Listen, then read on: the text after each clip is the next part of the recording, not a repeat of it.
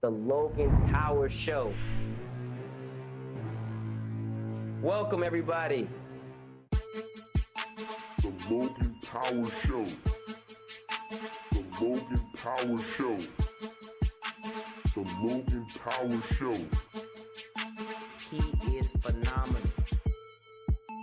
The Logan Power Show. He's here to empower you and impact The Logan Power Show. The Logan Power Show. It'll be a great show. He is phenomenal. Hello, everybody, and welcome to the Logan Power Show. That is powerful. That's phenomenal.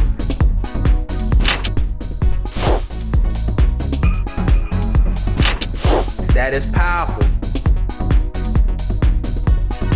My name is Calvin Logan. Welcome to the Logan Power Show.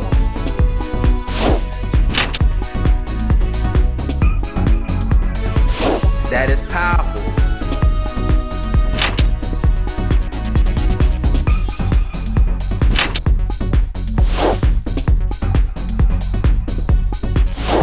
That's phenomenal. The Logan Power Show.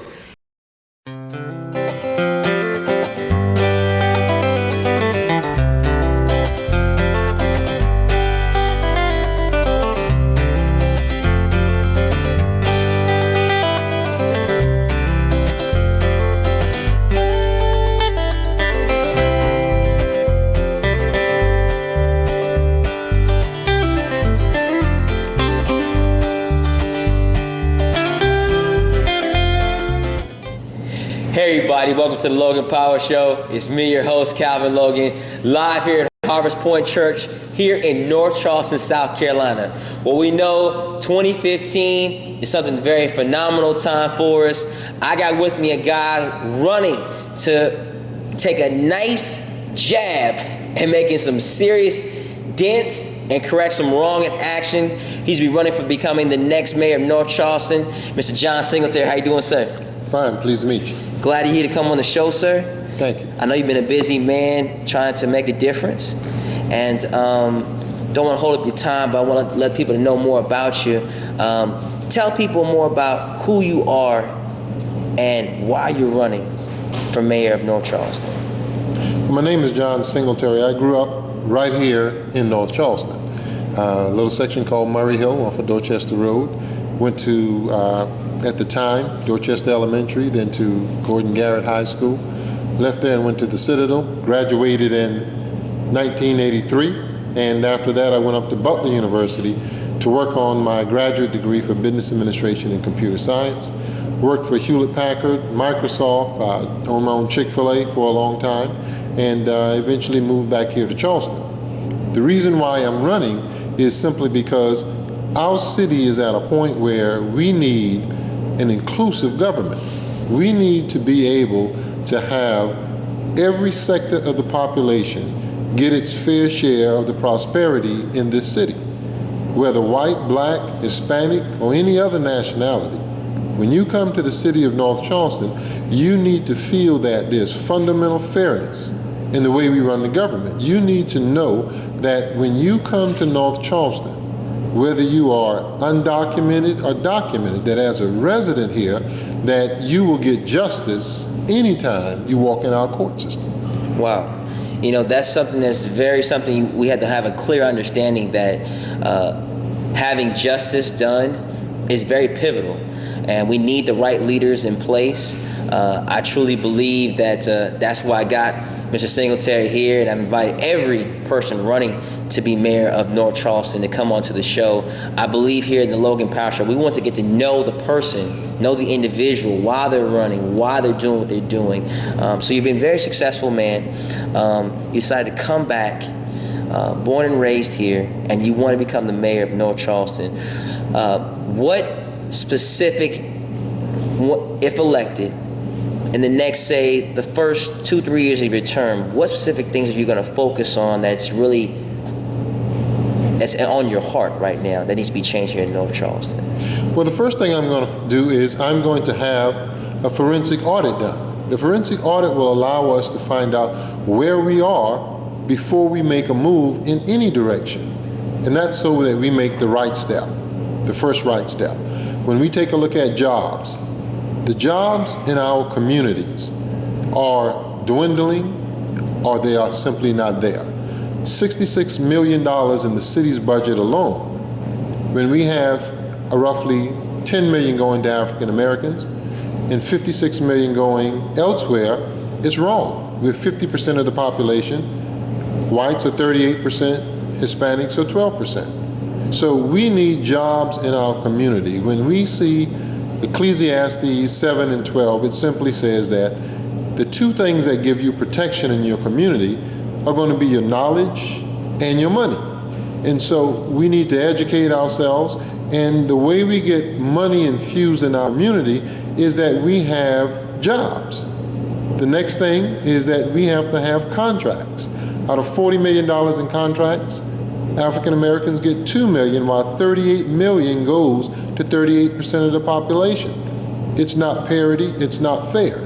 Again, we need economics in our community because those two things protect us. Now, better than those is the knowledge to know God for salvation, and we need that. But we can't ignore the two nuggets on the table, which are knowledge and economics. When we take a look at our education system is on the very bottom. We are 50th out of 50 states. And so we can only go up from where we are. 15,000 students, over $100 million. We have 3 of the worst schools in the nation in North Charleston. 12% of the nation's worst schools, but they're in our neighborhoods. We have one of the best schools in the nation that happens to be the academic magnet, which is not far from where we sit. There's a disparity in the resources that are given from an educational standpoint. I plan on making the education system such that it is world-class education. Every single student who wants to realize their dream has to start with the right foundation, and that foundation is a solid education. I will provide that. When we take a look at the community resources, some neighborhoods flood when it rains, others they build new canals so that the rain is washed off into the canal, and as a result their neighborhoods stay safe and dry. While others, it's flooded, you have to wade in water. I've seen grates, 100-pound grates, picked up out of the street, floating on top of water because of the infrastructure that has been neglected. We look at crime. Crime in our neighborhoods are extremely high. When we look at the way the judicial system is set up, it is set up such that in certain neighborhoods, and you can look at the comprehensive plan for the city, it shows you the highest crime neighborhoods in the city, which are all African American. Those neighborhoods are set up such that those individuals can be taken to Leeds Avenue, locked up, and there's a $50,000 to $60,000 per year payment that comes from the government for the food, for the clothing, for contracts. So we are being used in order to garnish contracts from federal and state funds.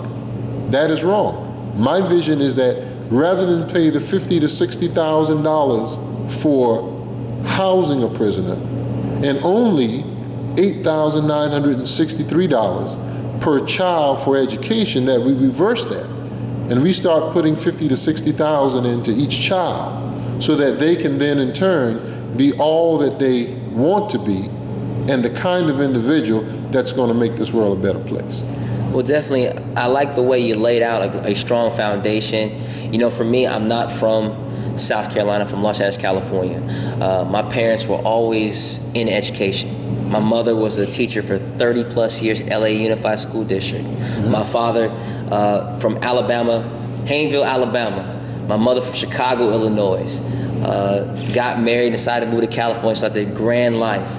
My father, no college education, but worked for one of the top grocery stores in the nation. He He works now for Pepsi at this current time. He was all about education. My mother was all about getting a quality education for kids, giving everyone the best opportunities. So I appreciate that education is one of your main goals, because we do need it here. I have two young kids now, one in kindergarten, one in third grade. But we live in North Charleston, but I honestly don't have my kids in school in North Charleston. To be quite honest with you, I don't. I have them in school in downtown. I have them in Carolina Voyager. It's a great school for them. I feel education is number one. So I appreciate that you're willing to go that extra mile, because we need it. I know law enforcement is something that has to be changed. There is a great disparity between North Charleston and the actual people. North Charleston Police Department. And I believe that it's time for change.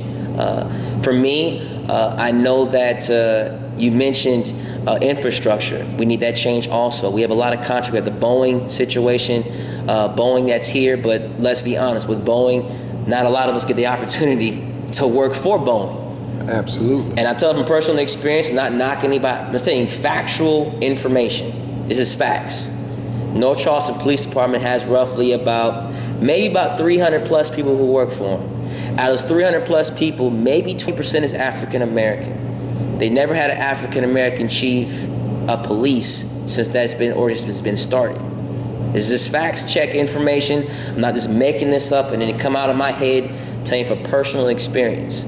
I'm be honest, if 50% of this particular residency is in North Charleston African American, but the person that's in charge does not reflect the body, then that causes a disparity. And I appreciate you telling us that, because that's what I was going to say also. Absolutely. When we take a look at the police department, all we have to do is take a look at the diversity study that was done in 2009 for North Charleston. And it tells you clearly that an overwhelming majority, roughly 75 to 80% of the police department is Caucasian. And that's done as a result of regimenting, where you are hired on because of who you know. Now, when we take a look at police brutality in North Charleston, it's been a long-standing racial tension relationship between the community and the police department. We have to get back to community policing, where we put the police back in the community, establishing relationships with the community so that we continually avoid situations like Walter Scott. Walter was a personal friend of mine, and prior to the incident, back in October of last year, I sent a letter to the Department of Justice asking them to come and investigate the police department in North Charleston. Not knowing that something would happen, but because of the arrogance of the administration and the cover-ups in the administration, I knew then that it was a matter of time before we had another Ferguson.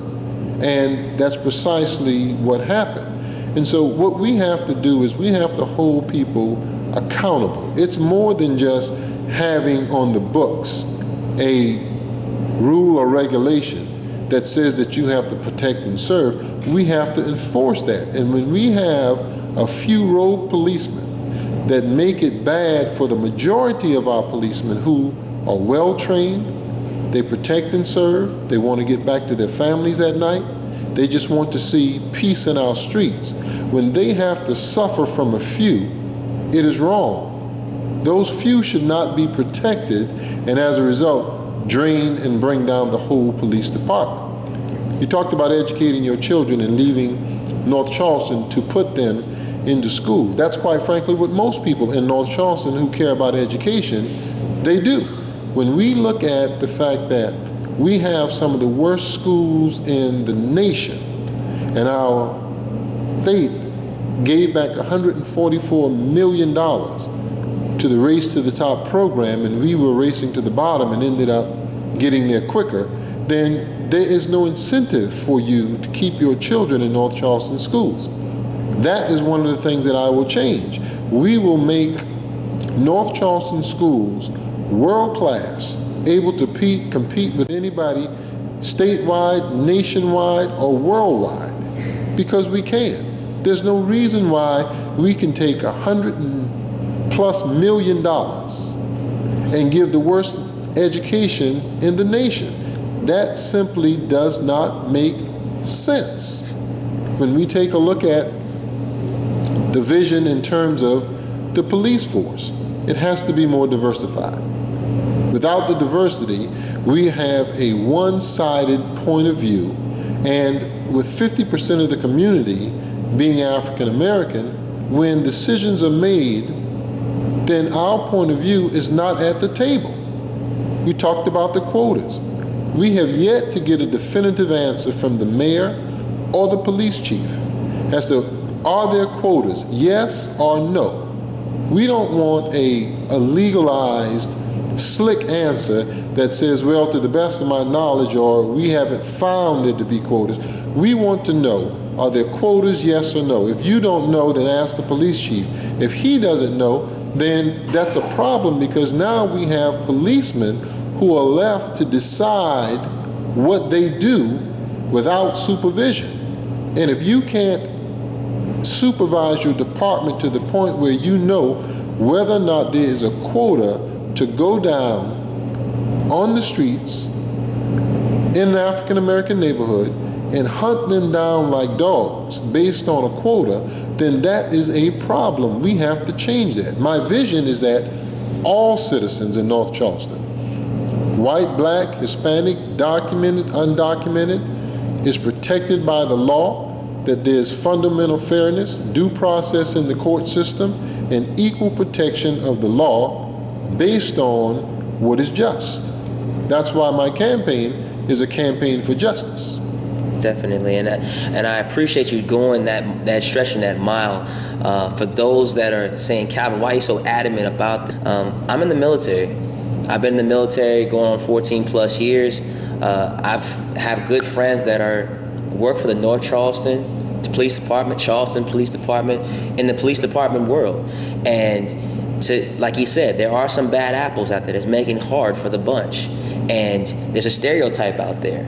And I definitely hope that the police chief and the current mayor, Mr. Keith Summey, would take a good look and evaluate. There is a difference. See, for me, I'm not trying to start a race war. I'm just being honest, telling the truth. There is a race problem. Straight up the top, there is. There is a divide between white, black, Hispanic. These things are going on, and we need change. For those who don't even know, North Charleston can be a lot better than what we currently are. For all those parents out there that are working hard, that are trying to make it better for your kids, we got to do it ourselves. If John Singletary becomes mayor of North Charleston, I do not expect him to do it by himself. He can't. He strategically put the right team in front of him, but he has a vision. It's up to us, if you decide to elect him, to take that vision and run with it. If you don't agree with it, hey, you got to pray for him if he becomes a mayor of North Charleston. That's the problem with people today. It's like, you get mad at who's in charge, but you're not coming up with solutions to make it better. You come up with a solution.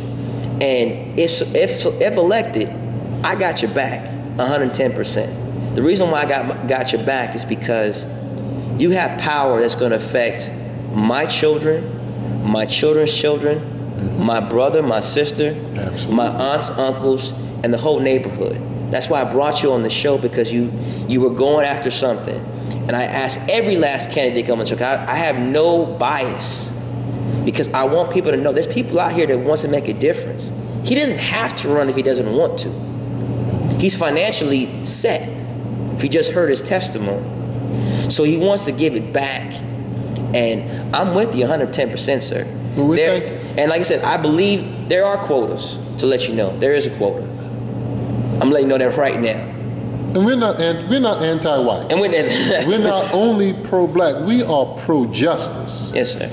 Pro-justice, because at the end of the day, what is fair and right is what's going to determine whether or not we've done our part for society.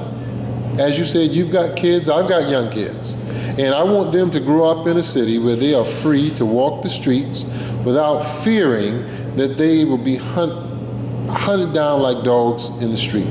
I want white kids to be able to walk into a community, whether white or black, to know that I'm not going to be targeted by a group of young men that want to come and beat me up.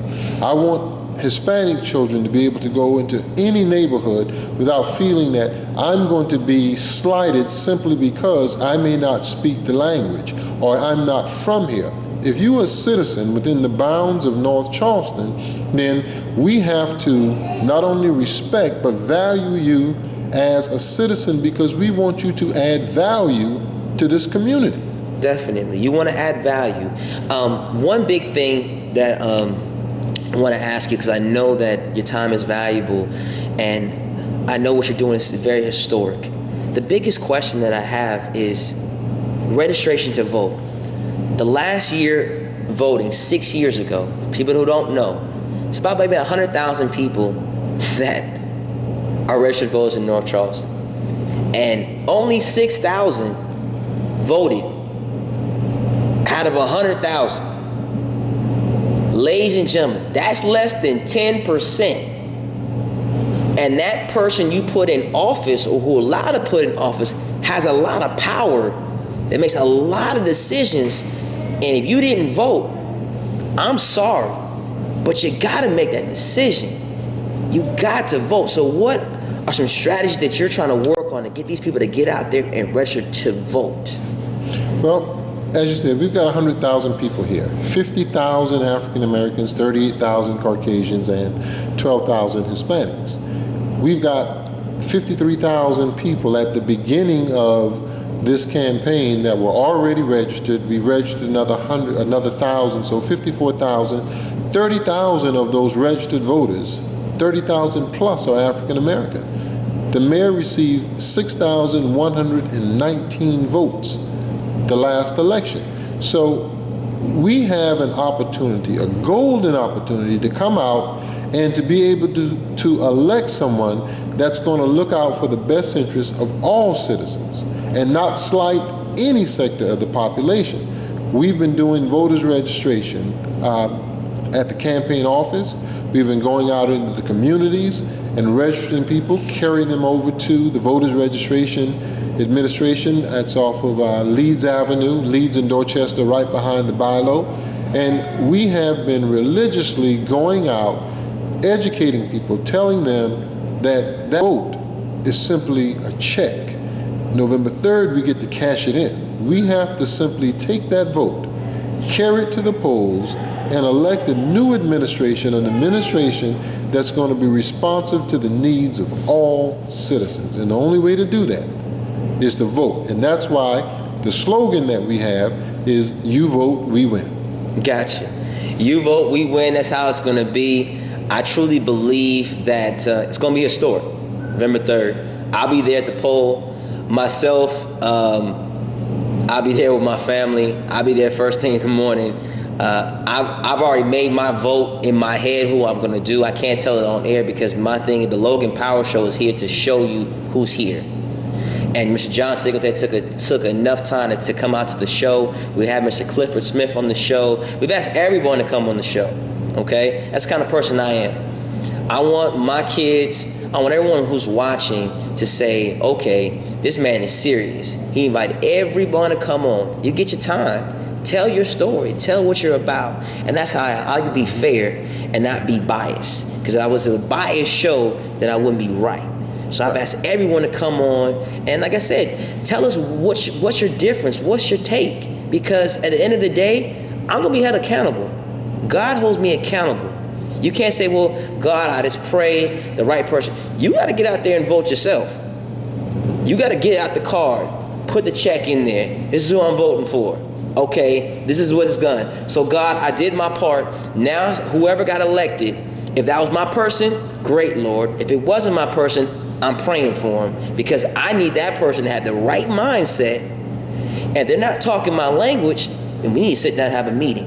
And if it takes me a year to talk to you, 6 months, 3 months, I'm gonna keep knocking on my door and say, hey, my name is Calvin Logan.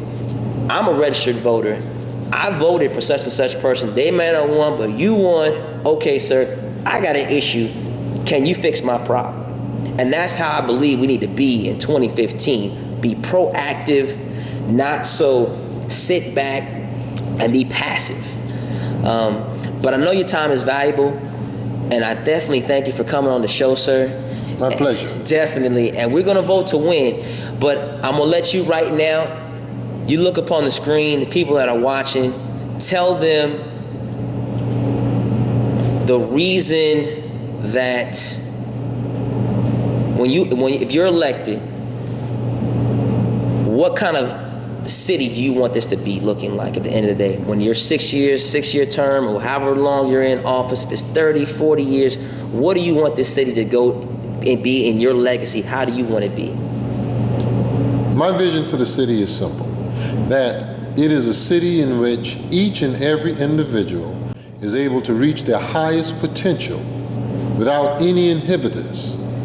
My vision for this city is that jobs are evenly distributed throughout the city, that blacks, whites, Hispanics, all are given the opportunity to engage in the process of commerce and to get their fair share of prosperity based on merit, based on how hard you work for what you want.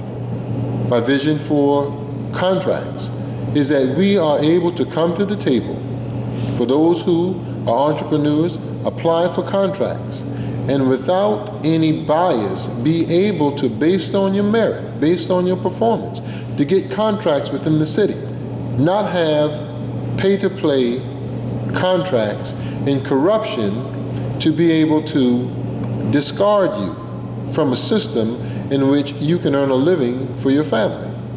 When we take a look at community resources, my vision is that the community resources will allow each and every community to thrive and to be safe in its own environment so that each and every day that you leave your house, you don't have to worry about your belongings being taken. Each and every day that you come back, you can rest your head knowing that the police are out protecting and serving the community to keep your community safe.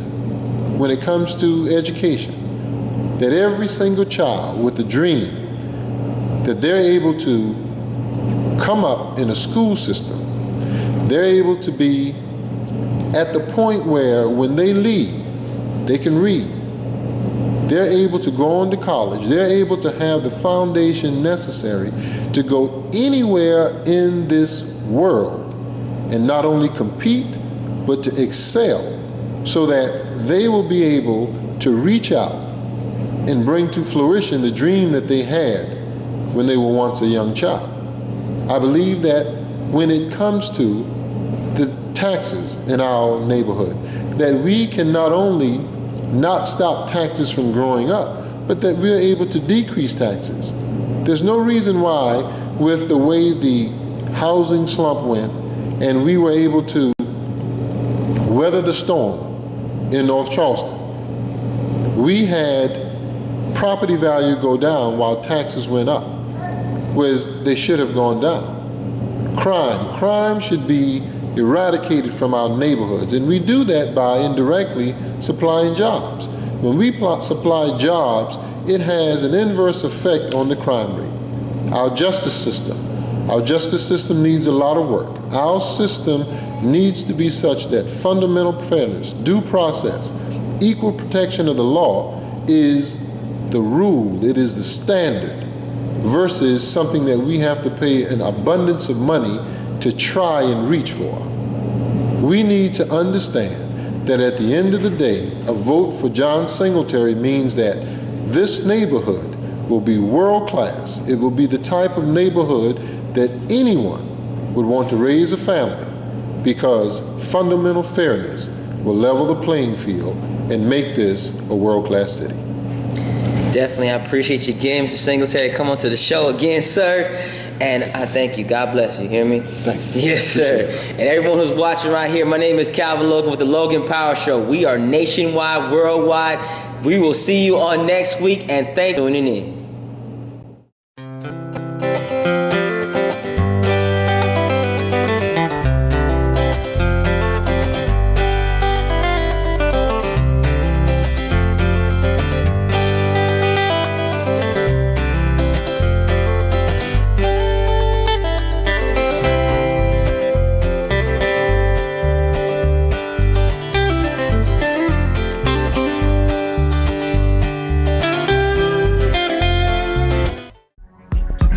Hello, everybody.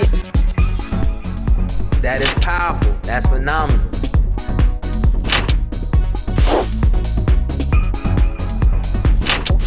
That is powerful. My name is Calvin Logan.